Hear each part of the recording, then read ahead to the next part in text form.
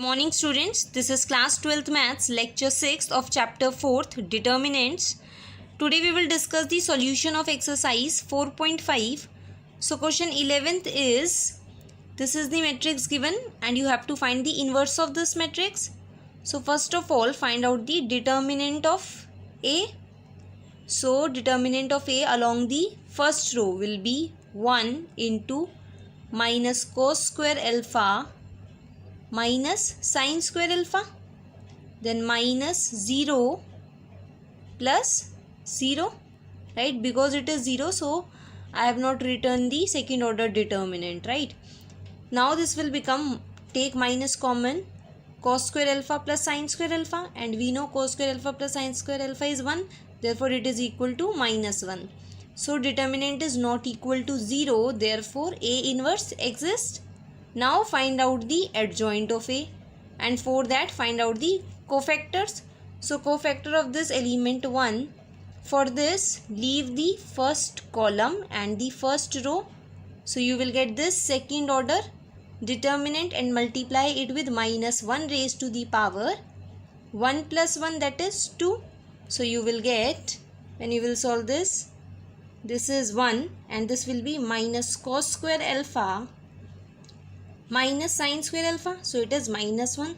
Similarly, you will calculate the other cofactors. So you will get the cofactors as 0, 0, 0, minus cos alpha. For the element A23, minus sine alpha. For the element A31, 0. For the element A32, minus sine alpha. And for the element A33, cos alpha.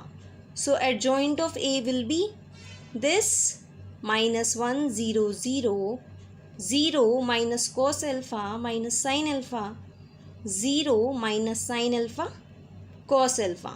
So A inverse is 1 upon determinant of A, which is minus 1, into adjoint of A. Now multiply this minus 1 with all the elements of this matrix. So you will get A inverse as 1, 0, 0, 0 cos alpha sin alpha, 0 sin alpha minus cos alpha. Now question number 12 is, the matrix A and B are given to you and you have to verify that AB whole inverse is equal to B inverse into A inverse, right? So first of all we will find A inverse and B inverse. So find out the determinant of A, which is 15 minus 14. So it is 1, not equal to 0, therefore A inverse exists. Now determinant of B will be 54 minus 56, that is minus 2. This is also not equal to 0, therefore B inverse also exists, right? Now adjoint of A will be, interchange the diagonal elements and change the sign of non-diagonal elements. This is the adjoint of A. Similarly adjoint of B will be, interchange these, so 9, 6 and change the sign of non-diagonal elements, so it will be minus 8, minus 7. Now A inverse will be, because determinant of A is 1, so A inverse is this, and B inverse is minus 1 upon 2 into adjoint of B, right? Now the product AB will be, A and B are given, so product of these two matrices will be C 18 plus 49, which is 67, then 24 plus 63, which is 87, then 12 plus 35, 47, and this for this element 2 into 8, 16 plus 45, so 61, right? Now this is the matrix AB. Now determinant of AB is, see, for the determinant of AB, don't multiply these two numbers and these two numbers and then subtract them. Instead of this, you know that determinant of AB is determinant of A into determinant of B. So determinant of A is 1 and of B is minus 2. So determinant of AB is minus 2. Now adjoint of AB will be, change these diagonal elements 61, 67 and change the sign of non-diagonal elements, right? Now AB inverse will be 1 upon determinant of AB into adjoint of AB. Also you have calculated B inverse and A inverse. So multiply, this is the B inverse, this is A inverse. When you will multiply these, you will get minus 1 by 2 into this matrix 61 minus 87 minus 47 67, and these two matrices are equal. Therefore we can say AB whole inverse is equal to the B inverse into A inverse. Clear? Now question number 16th is, this is the matrix A given. You have to verify that it satisfies this equation A cube minus 6A square plus 9A minus 4I equal to the null matrix, and hence find A inverse. That is, you have to use this equation to find A inverse. So first of all we will find A cube. So for this we will find A square. A square is A into A. So you will get this matrix as A square. See, for this element, multiply the corresponding elements of the first row of the first matrix with the first column of the second matrix. So you will get 4 plus 1 plus 1, that is 6. Then for this element, multiply first row with the second column. So minus 2 minus 2 minus 1, that is minus 5. Now for this element, multiply this first row with this third column. So you will get 2 plus 1 plus 2, that is 5. Similarly you will get the other two rows also, right? Now for A cube, multiply A into A square. So A is given, A square is this matrix. When you will multiply these, you will get A cube as this, right? Now you have to show that A satisfies this equation. So A cube is this matrix minus 6 into A square. Now A square we have calculated, multiply all the elements of A square with 6. So you will get this matrix plus 9 into A. So A is already given, multiply all the elements of A with 9. So you will get this matrix minus 4I as it is, right? Now subtract these two matrices. So 22 minus 36 will be minus 14, then minus 21, minus plus. So minus 21 plus 30 is 9. 21 minus 30 is minus 9. And similarly you will get these rows also. Plus this matrix is as it is. Minus 4 into I will be this matrix, right? Now add these two matrices. You will get this matrix. See, minus 14 plus 18 is 4. 9 minus 9 is 0. Similarly, you will get the other elements also. Minus this matrix. So, you will get the null matrix. Therefore, A satisfies this equation, right? Now, by using this equation, we will find A inverse. So, keep the identity matrix on this side and take the other matrices on the other side. So you will get 4I equal to A cube minus 6A square plus 9A. Now pre-multiplying both the sides with A inverse. So this will be 4A inverse into identity equal to, pre-multiply with A inverse on the right hand side also. So you will get A inverse into A cube minus 6 into A inverse into A square plus 9 into A inverse into A. Now this will become 4 A inverse equal to, this will be now A square minus 6A plus 9 into identity. Now take this 4 on the right hand side. So you will get A inverse as 1 by 4 into A square minus 6A plus 9I. Now we have already calculated A square minus, multiply all the elements of A with 6. So you will get this matrix plus 9 into identity. Now subtract these two matrices. So you will get 6 minus 12 minus 6, then minus 5 plus 6, 1. 5 minus 6 minus 1, right? Similarly you will get these rows also. Plus 9 into identity matrix will be this. Now add these two matrices. So you will get 1 by 4 into 3, 1 minus 1, 1, 3, 1 minus 1, 1, 3. So this is the A inverse. Okay. Now in brief we will study the topics which are deleted for this chapter. No questions will be asked in the test or in exam related to these topics. We are doing this just for your understanding, right?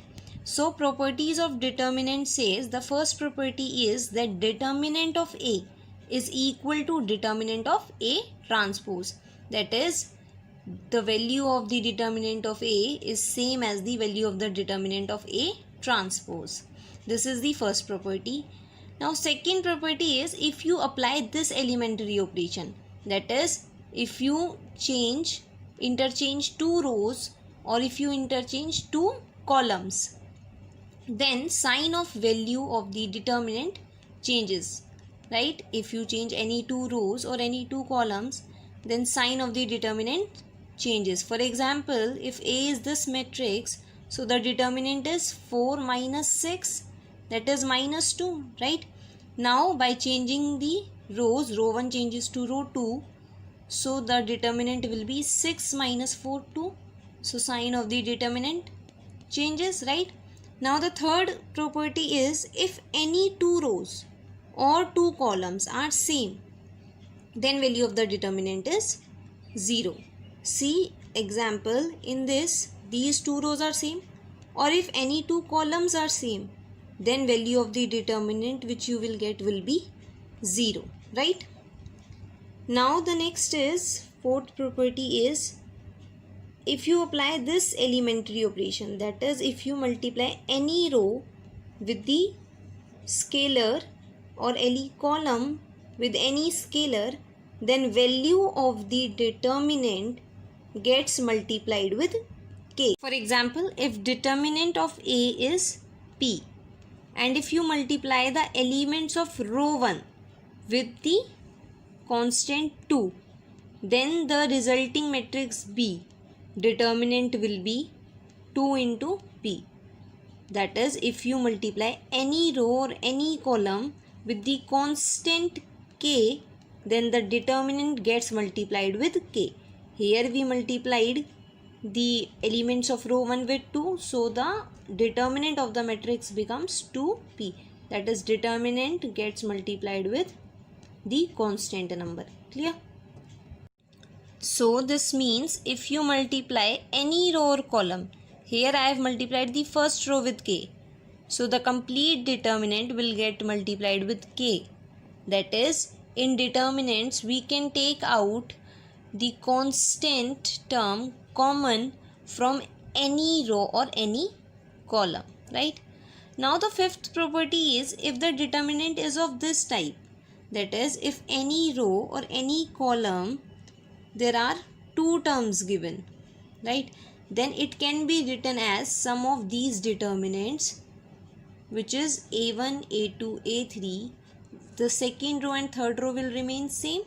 Here also the second row and third row will remain same, and the second term of the first row, that is lambda 1, lambda 2, lambda 3 will come in the second determinant. Clear? Now the sixth property is if you apply these elementary operations, that ith row changes to ith row plus k into jth row, or you apply the operation this on column, then the value of determinant remains same. Clear? Now the other topic is solution of system of linear equations using inverse of a matrix. Suppose this is the linear system of linear equations given to you. So here A is the matrix of the coefficients A1, B1, C1, A2, B2, C2, A3, B3, C3, X be this matrix X, Y, Z, and B be the matrix of these constant D1, D2, D3, right? Then this system of linear equations in the form of matrix form can be written as A into X equal to B. This matrix into this matrix equal to this matrix, right?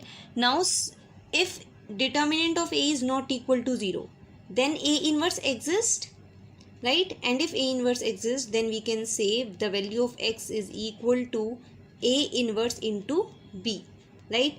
So if you have to find out the system of solution of system of linear equations, then first of all check if the matrix of the coefficient determinant is 0 or not.